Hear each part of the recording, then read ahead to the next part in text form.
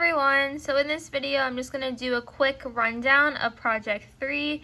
Right now my Canvas page is in student mode, so this should be kind of like what it looks like for you. I'm going to click files, I'm going to go to project instructions, then I'm going to click project 3 instructions, and that'll pop up our instructions. So project 3 is not going to be an essay.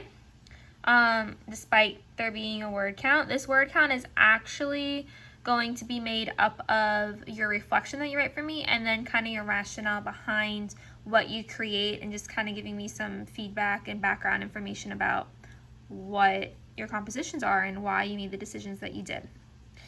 So composition in 3 genres is basically you guys taking your research paper and remixing it or doing an assemblage based off points that you brought up in the research paper. So what that means is that you're going to be picking out 1 or 2 things that really stood out to you that you want to kind of explore more, and you're going to be creating 3 new compositions based off of it. This is very similar to the discussion board post about multimodality that you did last week, where you kind of take a text that's already been created and you attempt to maintain the message but present it in a new way. And with those new presentations in these new compositions, I'm expecting you guys to engage in 3 different genres. Okay. So the first text that you're going to be creating needs to be physical. What that means is that you could do a painting, you could write me a poem, you could do a protest sign, you could take photographs, whatever. But the main element with it being physical is that it exists in the material world. It's something that could be tangible, right? You could even bake a cake if you wanted to. Social media, on the other hand, is a little more complicated in the sense that because you guys are working with real activist organization and causes, I'm expecting you to create these accounts with an awareness of what already exists. What I mean by that is that I do not want you guys to be making a social media account with a purpose and kind of representing the organization, especially if there's already an account that does that, right? So with the social media aspect, you guys are kind of thinking about what void can you fill, how you can kind of contribute to the ongoing conversation that your activist group or organization is engaged with. So with that, you're going to be creating like an Instagram account. You could do a Facebook page, Twitter. You could do Spotify. You could have a SoundCloud thing that you do, whatever. It's just kind of up to you guys to be more creative and to kind of engage with a broader public. The third one is going to be something that's digitally circulated. So that could be like a song. You could do a mini podcast. You could do a YouTube video. This could be memes. You could create a blog website. Again, this isn't limited. If you wanted to, you could even do like an ad campaign that would be digitally circulated. Lots of options with it. So to just kind of give you guys an idea, let's pretend that my research paper was about the environment and I kind of explored ocean pollution and like the ice caps melting and how to kind of address the problems that are occurring with like the coral reefs dying and issues with sea life and that kind of thing. All right, cool. So that's what I did. For my project 3, I could think, oh, well, I really want to focus more so on the harm that's happening to sea life, right? And how pollution is impacting their quality of life and how that in turn impacts us. So for my physical, maybe I'll do an interpretive painting that I'm kind of addressing my own feelings on the issue, right? That's totally valid.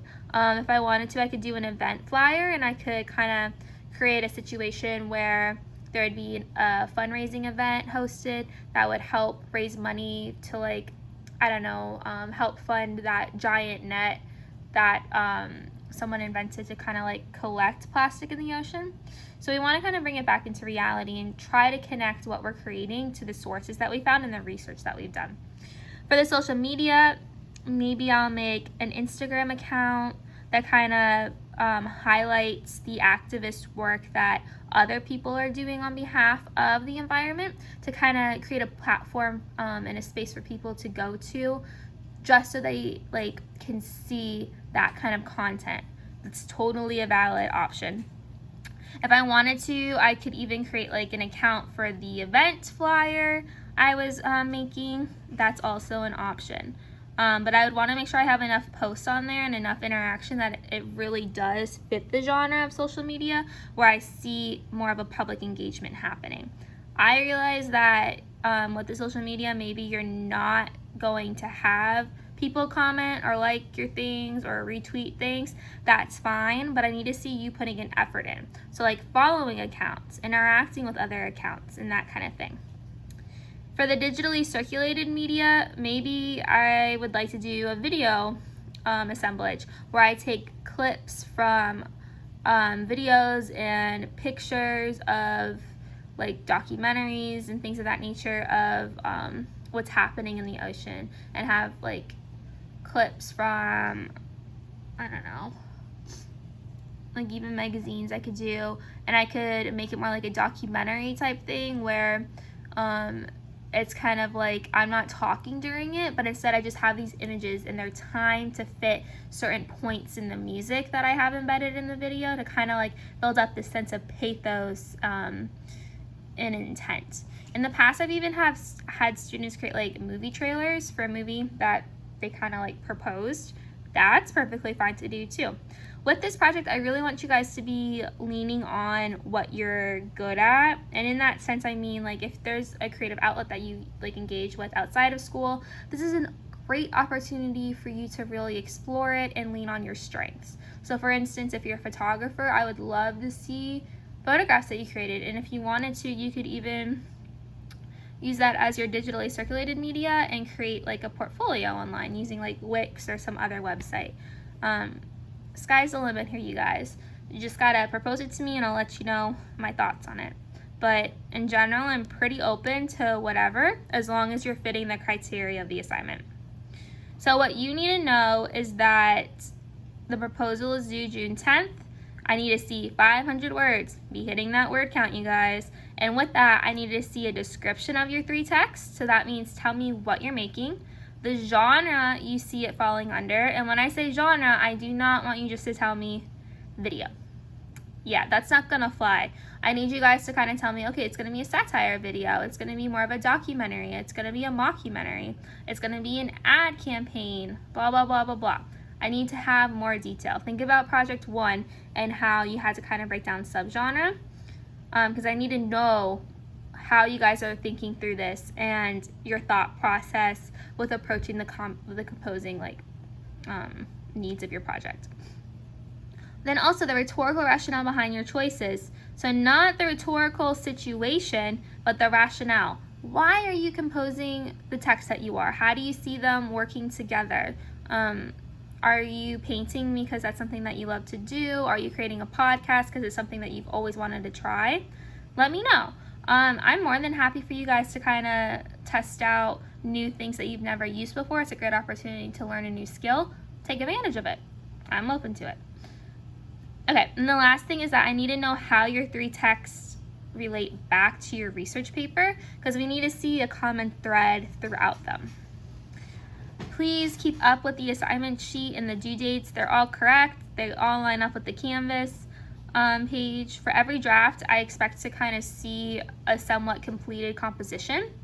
And then if you're going to be doing a social media account that does kind of require more engagement, like that of like a Twitter or an Instagram, I need you guys to kind of be making that your first composition, because remember, with that genre, we don't see 5 to 6 posts all in one day and then nothing for the rest of the week, right? We want to kind of see consistency where you're posting every few days and that kind of thing. So just keep in mind the genre conventions, how people actually go about creating these texts, and you should be okay. With this, I would love it if you guys could kind of create like a mini e-portfolio for turning this in. What that means is that you guys could even just use a Google Drive folder and turn that link into me so I can see everything all together. Or if you wanted, you could create a quick Wix website that just kind of links all your projects. Whatever floats your boat.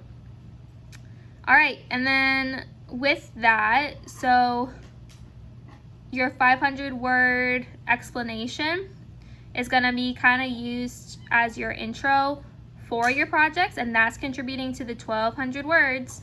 And then at the end, you're going to be writing me a 700-word reflection. So this shouldn't be as stressful as a project as your other papers that you've written, because you're not even writing a paper, right? It's an opportunity for you guys to be creative.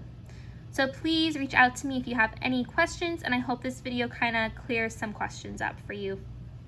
You already had some. I look forward to seeing what you create. Bye.